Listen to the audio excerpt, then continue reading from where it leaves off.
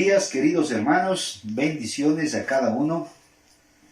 El Señor abunde en misericordias en esta mañana, que su gracia, que su amor omnipotente, que ese amor que ha demostrado desde la misma creación, desde el mismo inicio del mundo, aun cuando el hombre pecó, ya teniendo él un plan de salvación, nos muestra cuánto nos ama.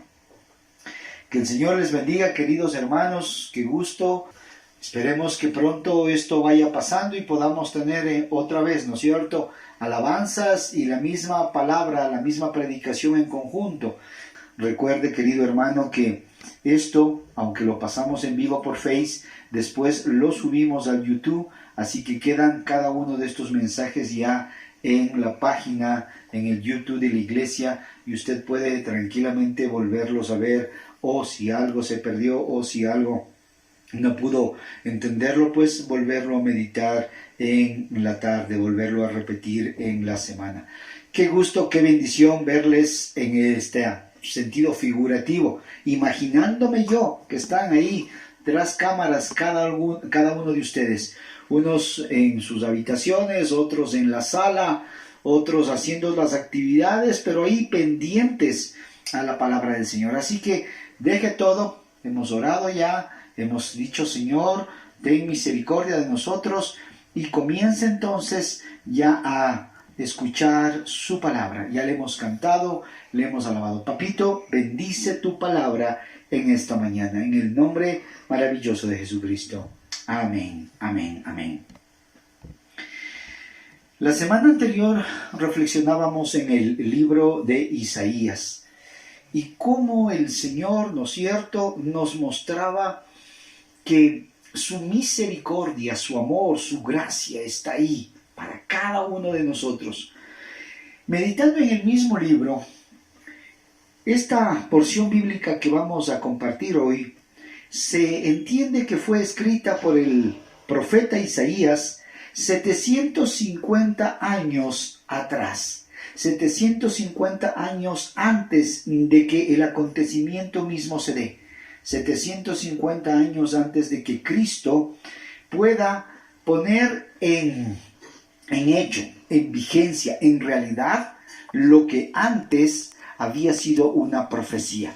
Así que yo te pido que me acompañes en esta mañana a leer la palabra del Señor en el libro de Isaías, capítulo 61, versículos del 1 al 3. Isaías 61, versículos del 1 al 3.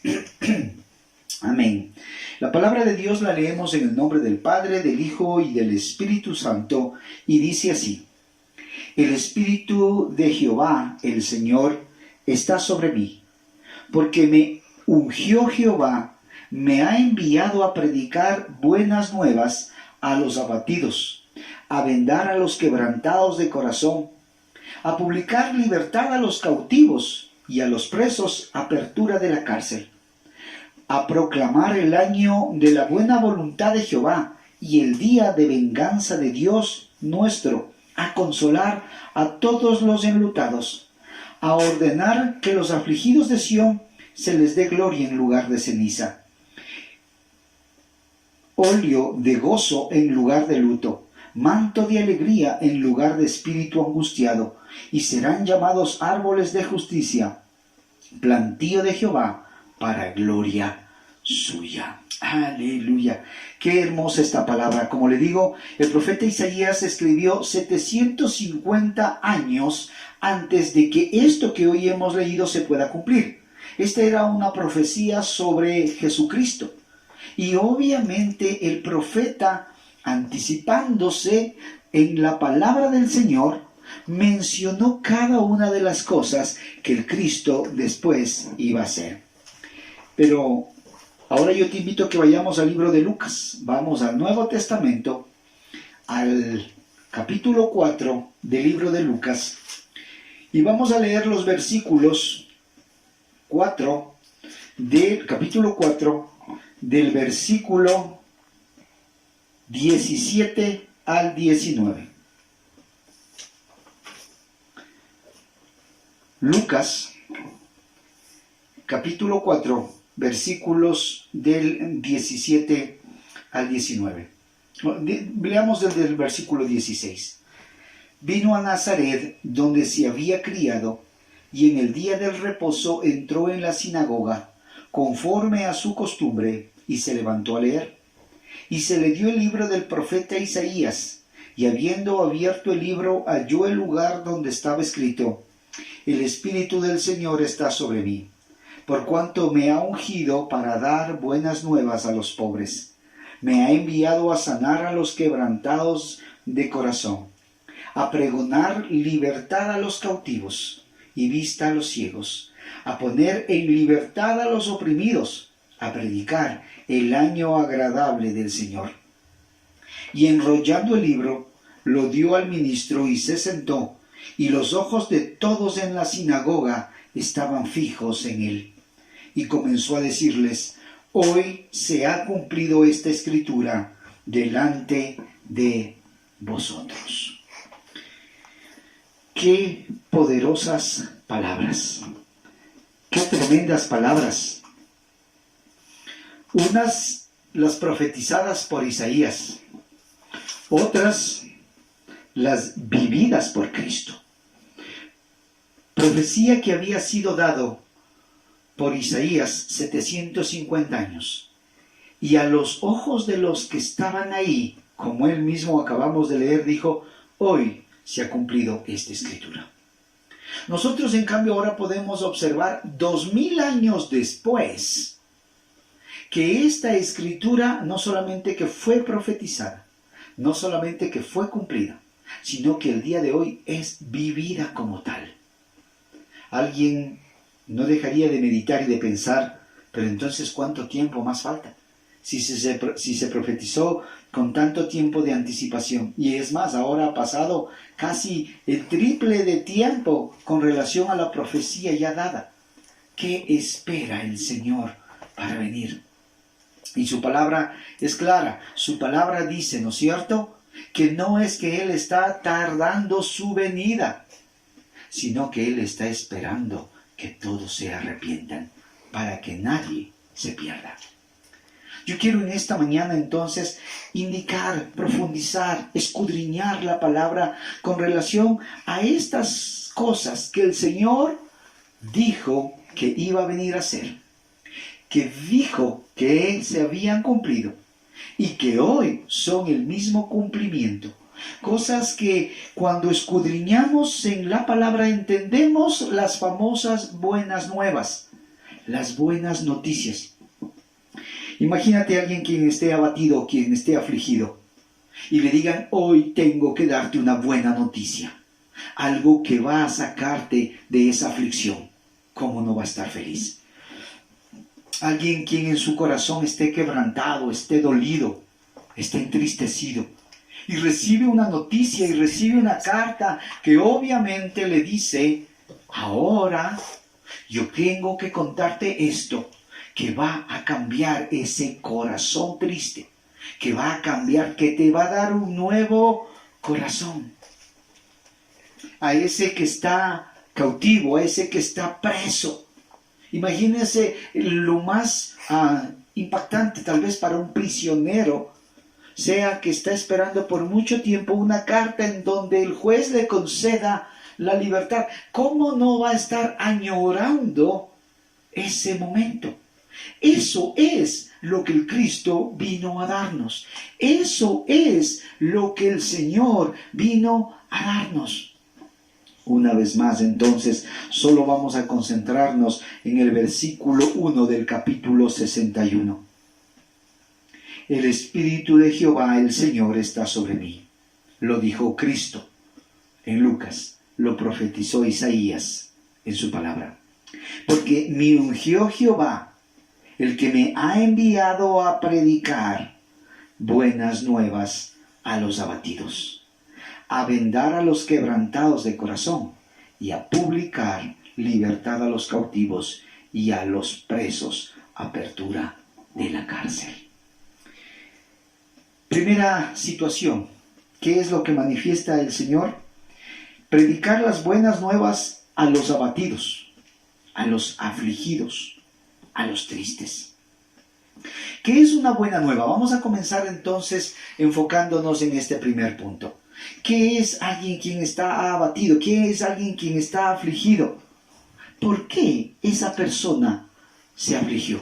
¿Por qué esa persona se abatió? ¿Qué cosas, entre muchas que pueden haber, llega a un ser humano a que esté afligido, que esté abatido? Una de esas puede ser injusticias de la vida. Hoy podríamos meditar en muchas de ellas. Gente que injustamente ha sido despedida, gente que injustamente ha perdido algo, gente que en el tratar de su caminar diario es visto su proceder injustamente.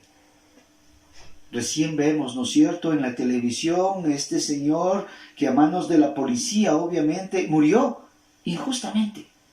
¿Cuántas cosas en nuestra vida pueden suceder por injusticias? ¿Y esto qué causa? Una aflicción en nuestro corazón. Otra de las cosas que puede traer aflicción a nuestro corazón son nuestras mismas decisiones, son nuestras mismas equivocaciones. O, para utilizar mejor la palabra de Dios, son nuestros mismos pecados.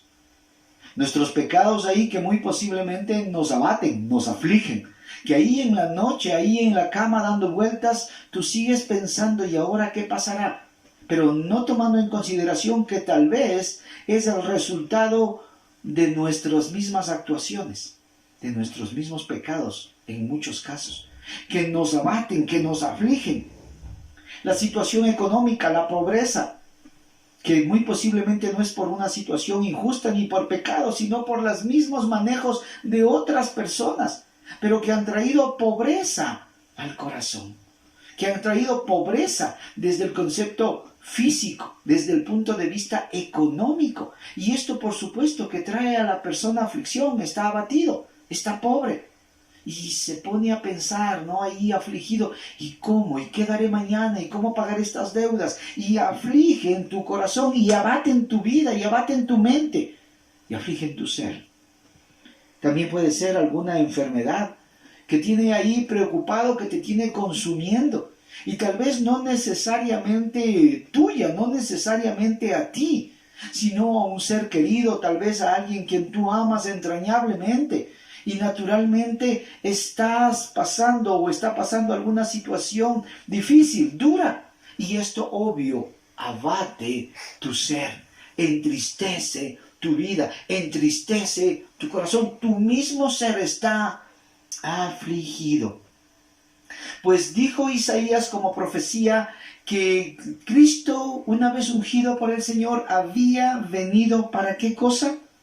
El Espíritu del Señor está sobre mí, dijo el Cristo. Y Él mismo me ha enviado ¿a qué? A predicar buenas nuevas, a dar buenas noticias a todos aquellos que están, ¿qué cosa? Abatidos. Así que, ¿por qué el cristiano cuando en la realidad se pega al Señor? ¿Por qué el cristiano cuando confiesa sus pecados, se arrepiente, se aparta de ellos y cree que obviamente el Cristo vino, hay alegría en su corazón?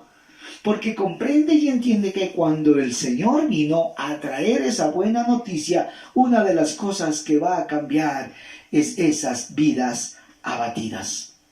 Vamos, yo te pido que tú me acompañes hoy al Salmo 72. Yo quisiera que vayamos al Salmo 72 y vamos a ir escudriñando la palabra del Señor en esta promesa hermosa que Isaías lo dijo, pero que ya lo leímos en Lucas, que el cumplimiento como tal ya fue. Entonces para nosotros no es una profecía que va a venir, sino es un hecho que el Cristo ya lo ratificó y que hoy podemos en cambio hacernos prestos a recibir eso. Salmo 72, versículos del 12 al 14. Salmo 72, versos del 12 al 14. Mira lo que dice la palabra del Señor. Porque Él librará al menesteroso que clamare, y al afligido que no tuviere quien le socorra. Tendrá misericordia del pobre y del menesteroso, y salvará la vida de los pobres. de engaño y de violencia redimirá sus almas, y la sangre de ellos será preciosa ante sus ojos. Tremenda la palabra. Cuando en la realidad escudriñamos entonces lo que la Biblia nos dice, vamos entendiendo que el Señor vino por algo, que el Señor vino para algo, y naturalmente a reconciliarnos con Dios, pero en ese proceso van a ir sucediendo cosas. Y esas cosas que si tú en esta mañana estás afligido, si tú en esta mañana estás abatido, si tú en esta mañana dices, en la realidad estoy triste, estoy preocupado, hoy usando palabras de nuestro medio, estoy estresado, no sé qué es lo que sucederá, no sé qué es lo que va a pasar. Se ha escuchado que siguen despidiendo en el trabajo, le tocó al compañero de al lado, al que le conocía. ¿Se acuerdan? El vecino de la esquina ya no pudo pagar el arriendo y tuvo que irse y a buscar en otro lugar. Antes en la casa de aquel estaban 3 y 4, ahora van a estar 5 o 6. Pero no es que le están tomando de una buena situación ni viendo la bendición de Dios, sino que su vida se está afligiendo, dice el Señor, porque Él librará al menesteroso que clamare. Entonces aquí vamos entendiendo, Cristo hizo la obra. Pero es necesario entonces que nosotros le busquemos, es necesario que nosotros clamemos. Y mire hoy que nos estamos enfocando, y al afligido que no tuviere quien lo socorra. Hemos dicho que una de las principales causas de la aflicción es justo ¿qué cosa? O mejor dicho, una de las cosas de estar afligido, de estar abatido, es ¿qué cosa? La injusticia. ¿Cuántos no tenemos quien nos socorra? ¿Cuántos esperando en una justicia humana nos decepcionamos? ¿Cuánto esperamos tal vez de que alguien entienda la situación que vamos a pasar o que estamos pasando? Nadie nos comprende. Pero la palabra del Señor es clara y dice, al afligido que no tuviere quien le socorra, a ese va a venirle, ¿qué cosa? A socorrer el Señor. Y aquí debemos entender una cosa fundamental. Y es que no es que todo con un chasquido de dedos va a pasar al otro día. No es que obviamente por varita mágica las situaciones van a cambiar. Muy posiblemente la situación misma en sí está tan dura que llevará su tiempo. Pero lo que está hablando la palabra del Señor es que no estás solo ahora. Que Él viene y Él va a pelear por ti. Que Él viene y esa condición de afligido y esa condición de estrés comienza a cambiar porque entiendes que ya no estás solo, porque entiendes que el Cristo va a tomar el control absoluto. Y por supuesto, no hay cosa que Dios no pueda cambiar, no hay cosa que Dios no pueda sustentar, modificar. Sin embargo, si por esa circunstancia sigue dura, ahora tenemos al Señor que va a comenzar tratando esa aflicción primero.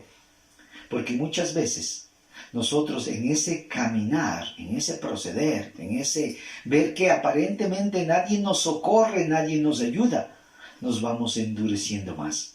Pero la palabra es clara, no estás solo.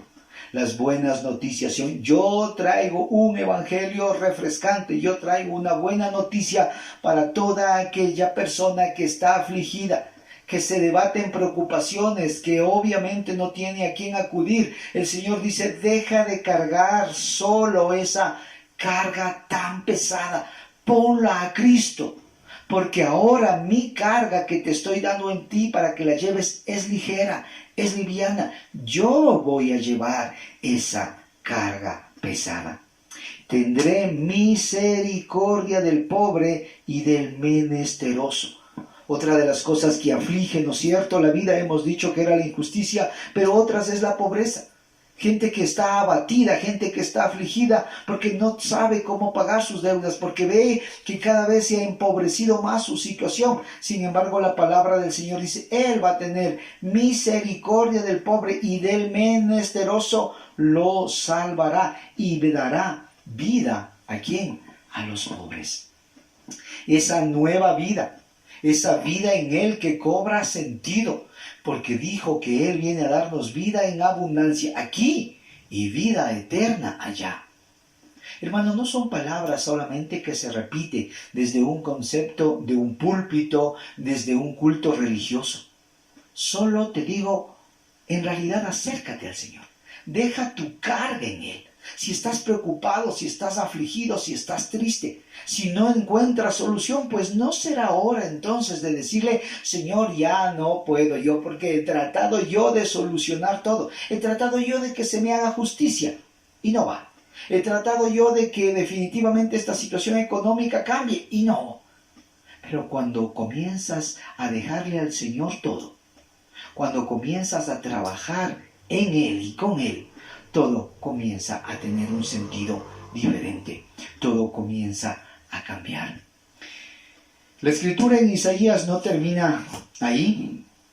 La segunda parte que queremos hacer mención es y a sanar a los quebrantados de corazón. Interesante. En el primer punto hemos visto a quienes eran, a los afligidos, a los abatidos. Sea por injusticia, sea por pobreza, sea por tristeza, sea por el mismo pecado, porque eso también abate el corazón. Si estás apartado de las cosas del Señor, obviamente tu ser se abate. Pero ahora podríamos ver en la segunda parte que dice también, ¿para qué cosa? Para vendar a los quebrantados del corazón. Algo tal vez que se especifica más, para sanar a los corazones heridos. Hemos reflexionado por qué se abate una vida. Ahora diríamos, ¿por qué un corazón se entristece? ¿Por qué un corazón se puede sentir triste? Muchas personas tienen un corazón triste desde su infancia. Malos tratos físicos, emocionales, sexuales. Mucha gente, aunque no quiere sacar porque es muy adentro, muy propio, su corazón está herido. Traiciones. Tú confiabas tanto en alguien y no fue como tú tenías las expectativas. Un amigo que tú pensabas que era entrañable contó algo que solamente él sabía. La pareja, la que piensas que en la realidad nunca te defraudará, te defraudó. Y eso va marcando en el ser humano heridas en el corazón.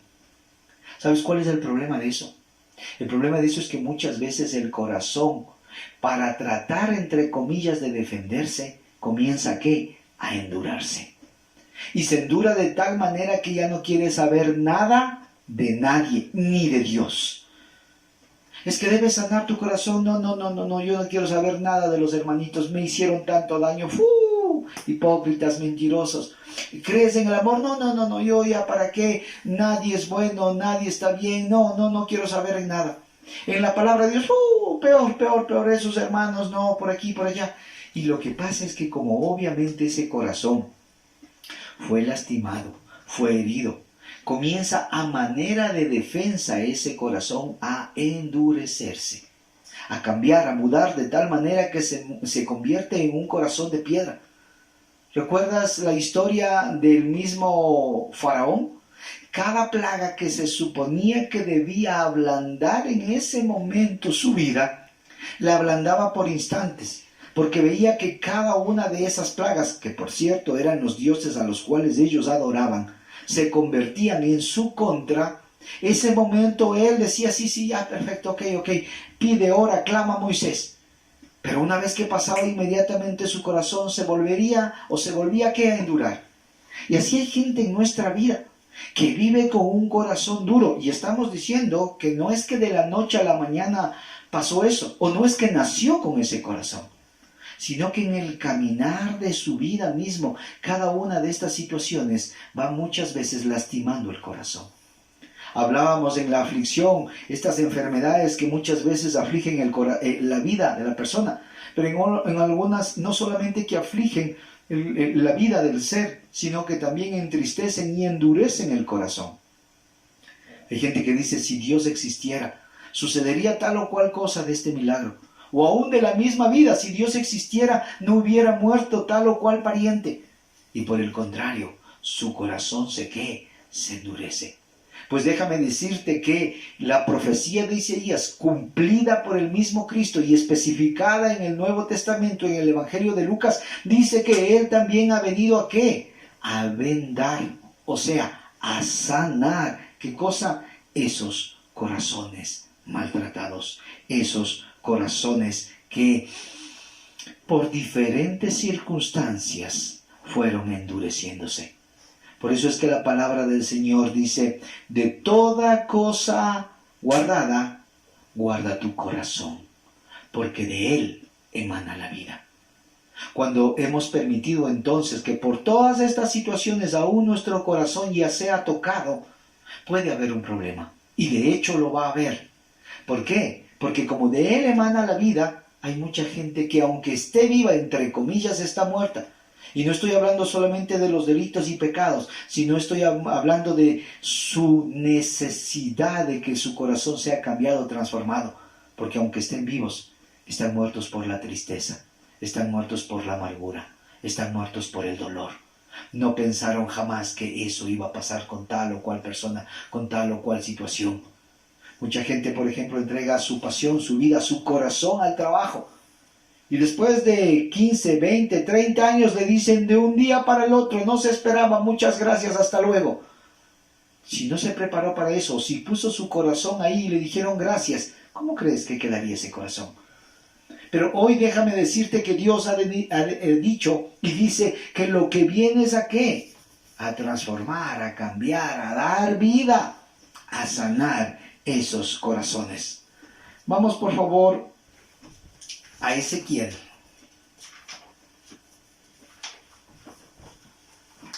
Capítulo 36. Ezequiel, capítulo 36. El verso 26. Ezequiel, capítulo 26, capítulo 36, versículo 26, dice así la palabra del Señor.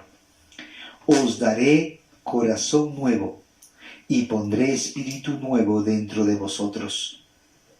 Y quitaré de vuestra carne el corazón de piedra, y os daré un corazón de carne. Cuando el Señor llega en la realidad a tu vida y tú le permites entrar en la misma, cuando crees en Él, cuando confiesas que Él es tu Señor, lo que comienza a trabajar, aparte de quitarte ese estrés, ese abatimiento, ahora comienza a trabajar en tu corazón. Si está afligido, si está triste, si está dañado, si está herido, porque las personas lo hirieron, porque las circunstancias lo lastimaron, porque la misma vida fue causando mella, pues el Señor dice, yo vengo a sanarte, yo vengo a curarte, yo vengo a darte un nuevo corazón. Y el Señor lo va haciendo, hermano, y el Señor lo va transformando. Por eso ese es el milagro más grande, que un pecador se arrepienta. ¿Por qué? Porque su corazón mismo es transformado, porque su ser mismo es cambiado. Dios puede hacer grandes milagros, pero por supuesto, Dios puede todavía sanar cuerpos heridos, por supuesto, eso es potestad de Dios. Pero lo que Dios también comienza a trabajar, y muchas veces en nuestra incredulidad, en nuestros ojos físicos, solo vamos a ver o solo queremos ver lo externo. Alguien quien no puede caminar, que camine. Alguien quien obviamente tiene alguna situación desde nacimiento malo, sea compuesta. Pero el más grande milagro es este, que va cambiando ese corazón de adentro, ese corazón lastimado, ese corazón herido. Alguien quien no sonreía, que comience a sonreír, y aún la circunstancia difícil tal vez siga ahí, pero Dios comienza a dar una nueva expectativa de vida, diciendo yo tengo algo grande para ti, y puedo transformar aquí todo, y cambiar obviamente en la eternidad esa tristeza. Así que cuando vemos esa promesa del Señor dada, cuando Él dice, hoy se ha cumplido esto, es obviamente, ¿para qué? Para que ya no vivas afligido. El problema sigue ahí, pero ya no estás afligido, porque la esperanza, que es la que no se pierde, Cristo viene a cambiarla. Porque ese corazón que por años tal vez ha sido endurecido por situaciones que han maltratado él mismo, Él dice, yo voy a cambiarte ahora, yo voy a transformarte ahora. Pero no podríamos obviamente ir sin considerar la tercera parte, ir terminando sin considerar el tercer punto. Y el tercer punto en Isaías, ¿qué nos dice? Nos dice la palabra del Señor, a publicar libertad a los cautivos y a los presos, apertura de la cárcel. El Señor Jesucristo fue claro en esto y dijo, mira, todos servimos a alguien, todos servimos a alguien.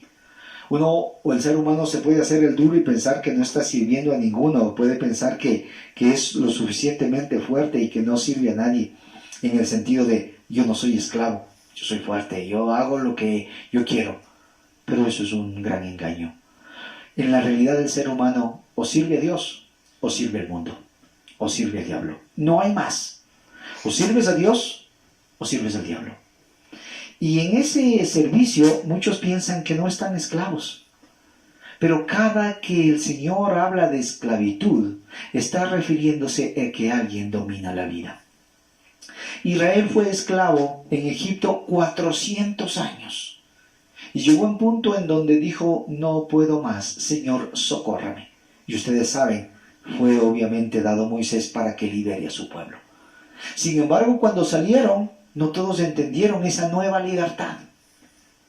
Cuando ahora hablamos eso en el contexto de nuestros tiempos, Cristo también vino a darnos libertad, no desde el concepto de que un Estado ahora nos somete en esclavitud, pero sí somos esclavos ¿de qué? Del pecado. Somos esclavos de nuestros actos, somos esclavos de lo que decimos. Por eso es que el Señor ahora también quiere rescatarnos de ello, pero entendiendo, por eso dije, muchos cuando fueron libertados de los egipcios, no entendieron esa nueva libertad, ese concepto de que ahora Dios les había dado. Y también acá hay gente que no entiende eso de la libertad. Dice, pero a ver, ¿a qué se refiere? Si yo no estoy esclavo, si yo hago lo que me da la gana. Eso mismo, tú piensas ser libre y terminas siendo esclavo ¿de qué? De tu pecado. Terminas siendo esclavo ¿de qué? De obviamente quien te gobierna. Y en esto, querido hermano, quiero ser puntual porque muchas veces como que esto, las dos primeras, oh sí, estoy triste y Dios quiere rescatarme, estoy preocupado y Dios quiere salvarme, pero el pecado, estoy esclavo y no, ese mejor pasemos. No es así, porque definitivamente el mundo también vive en una esclavitud. Y de esa esclavitud es la que el Cristo dice, yo quiero sacarte. Estás cautivo, estás preso, yo quiero liberarte. Porque solo Cristo te va a dar la verdadera libertad. Podemos pensar que somos libres, nos engañamos, terminando siendo esclavos de todas esas acciones que aunque digamos o aunque queramos justificar las razones, terminan marcando nuestra vida. Ahora Él dice, yo quiero que comprendas que yo pagué, yo te compré. Él pagó con su sangre preciosa la liberación nuestra. Así que yo te invito a que vayamos al libro de Romanos, Nuevo Testamento, después de los 4 evangelios, y nos vamos al libro de Romanos, después de Hechos. Capítulo 6, Romanos capítulo 6. De paso aquí una cuña, ¿no es cierto? Estamos estudiando los días martes el libro de Romanos. Y cuán interesante está que solo vamos en el capítulo 1, vamos en las salutaciones. Pero después ya comienza a tener y cobrar forma ese precioso libro. Así que los días martes, 6 de la tarde, nos conectamos vía Zoom para el estudio del libro de Romanos. Romanos capítulo 6. Versículo 22, dice así la palabra del Señor. Mas ahora que habéis sido libertados del pecado y hechos siervos de Dios, tenéis por vuestro fruto la santificación y como fin la vida eterna. Este versículo en Romanos aclara totalmente lo que muchas veces se malentiende sobre la esclavitud con relación a ¿qué? Al pecado. Vemos que Isaías profetizó, vemos que Cristo se cumplió, pero vemos que ahora nosotros estamos viviendo eso. Y muchas veces decimos, no, es que yo no soy esclavo. Pues sí, somos esclavos ¿de quién? ¿A quién servimos? Pero en este versículo Romanos claramente especifica, el apóstol Pablo, obviamente inspirado por Dios, dice, mas ahora que habéis sido liberados del pecado. ¿Cuál es la liberación? ¿Cuál es la cautividad? ¿Cuál es de la cárcel que nos vino a sacar el Cristo? Del pecado. Esa es la cárcel a la que Él vino ¿a qué? A liberarnos. Yo te pregunto, muchas veces podemos pensar que somos libres porque no estamos en una cárcel. Y déjame decirte que no es así. Estás prisionero de esas acciones. Ahora, visto de otra manera, muy posiblemente hay alguien quien está preso. En este mismo momento a lo mejor está alguien detenido, pasando todos esos sufrimientos, pero es verdaderamente libre. ¿Y sabes por qué es verdaderamente libre? Porque aunque esté pagando las consecuencias de sus faltas, de sus pecados, de sus fechorías, si es que conoce al Señor, aunque esté en ese lugar, es libre. Si es que se arrepintió y creyó en el Señor Jesucristo, es libre. ¿Cuántos en cambio están por afuera pregonando libertad y en la realidad están cautivos y presos de sus pecados? El Señor entonces dice en esta mañana claramente, porque habéis sido libertados del pecado, y ahora ¿qué? Hechos siervos de Dios, y tenéis por vuestro fruto, es decir, una vez que has sido liberado del pecado, hay dos cosas que deben suceder en tu vida, esperar en tu vida. La primera se llama el fruto de la santificación. Y usted, hermano querido, tiene claro, santo no es alguien quien después de 200 o 300 años de haber muerto, un grupo se reúne en un lugar extranjero y determinan que la vivencia de este hombre fue de tal manera que es llamado santo. Falso, mentira, eso no es así. Dice la palabra del Señor, sed santos porque yo soy santo. ¿Y qué es santo? Aquella persona que comprendiendo y entendiendo que en sus atributos no puede hacer cosas buenas, le dice, Señor, yo en mis fuerzas no puedo, pero yo me quiero apartar del pecado, separar de esas cosas malas, ayúdame. Ese es santo, el que es apartado para, separado para. Como estamos llamados entonces, ¿a qué dice su palabra? A ser santificados. Cuando Cristo viene a nuestras vidas, lo que comienza a dar frutos es de santificación. Y lo segundo que esperamos, ¿qué cosa? Y como fin, la vida eterna. Aquí vamos a tener injusticias, hermano. Pero dice la palabra del Señor, cielos nuevos y tierra nueva. Allá va a haber justicia total. Aquí todavía seguimos morando, obviamente, circunstancias que el hombre manda. Tal vez tú estás pasando una injusticia, clamas a Dios y Dios te libera. Y sales victorioso de ello. Amén, gloria al Señor. Pero eso no quita que después vuelvan a hacer injusticia contigo. ¿Por qué? Porque estamos en este mundo caído. Porque estamos viviendo en una naturaleza que definitivamente está atada a eso que se llama pecado, que es hecho por el mismo ser humano. Hoy hablamos del calentamiento global, hablamos de que las playas están sucias, hablamos de que definitivamente la Amazonía ha sido talada indiscriminadamente. Todas esas son consecuencias de nuestro mismo actuar. Por eso es necesario que trascender esas situaciones, pasar más allá y esperar la vida eterna. Porque aquí ese es el propósito del Señor. Aquí ya no hay más que hacer, sino que Él viene y dice, pues entonces, yo quiero a los abatidos, a los afligidos, darles buenas noticias. A los que están con un corazón herido y lastimado, no importa la razón, quiero sanar ese corazón, quiero cambiar ese corazón. Y aquellos que están prisioneros y cautivos, yo quiero liberarles, darles la verdadera libertad. Que en la realidad comprendan y entiendan que hago lo mejor, y ese es el ejemplo más claro, pudiendo estar en una misma cárcel. Si Cristo llegó a tu vida, ha llegado a liberarte. Así que, mi querido hermano, en esta mañana, que seguimos todavía en esta cuarentena, que seguimos insistiendo, ¿no es cierto?, que algo debemos aprender, que algo debemos sacar. Más allá de la semaforización dado en nuestro país, más allá de eso la gente ya está afuera. Por la situación misma económica es que hay que producir, es que hay que trabajar, es que hay que pagar deudas. Por eso, todo vuelve, ¿no es cierto? Todo gira. Salomón decía, no hay nada nuevo bajo el sol. Todo es vanidad, vanidad de vanidades. El hombre simple y llanamente se afana por algo que vuelve a repetirse y vuelve a hacer. Pero solo en una cosa encuentro contentamiento. ¿En qué? En escudriñar su palabra y guardar sus mandamientos. Querido amigo que me escuchas, querido hermano que me escuchas, el Señor Jesucristo ha venido a que toda situación que en nuestro corazón haya lastimado, quiere sanarle. A que cualquier situación que aflija nuestra vida, en Él y con Él podemos superarla.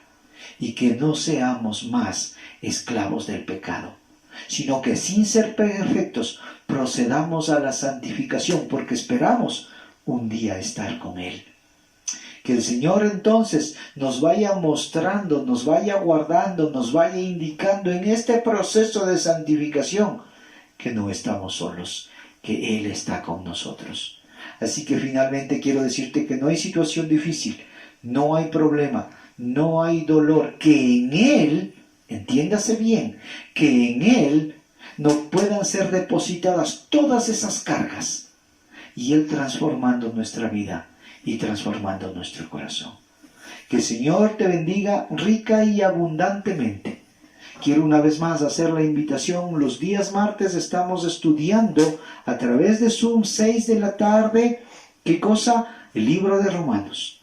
El link yo lo paso el día martes mismo a todos los hermanos de la iglesia, que puede ser reenviado a todos aquellos que sin necesidad de ser miembros activos de la iglesia quieren escuchar, quieren participar en la clase. Así que está abierto. Usted puede reenviar a toda persona que quiera compartir las enseñanzas del libro de Romanos. Y al finalizar también hoy nuestro culto, a las 11 tenemos nuestro culto dominical para niños, que no solamente está enfocado para los más pequeños de la casa, para los más pequeños, sino para todos aquellos también que quieren escuchar la palabra del Señor. Así que anímate, no te entristezcas, el Señor está contigo, no te aflijas, Él está contigo. No permitas que tu corazón se endurezca, porque Él quiere y va a cambiar ese corazón. Dile: Señor, aquí está mi vida, aquí está mi ser. Y no permitas que nadie te esclavice, porque ahora hemos sido comprados por la sangre de Jesucristo. Que el Señor te guarde. Bendiciones.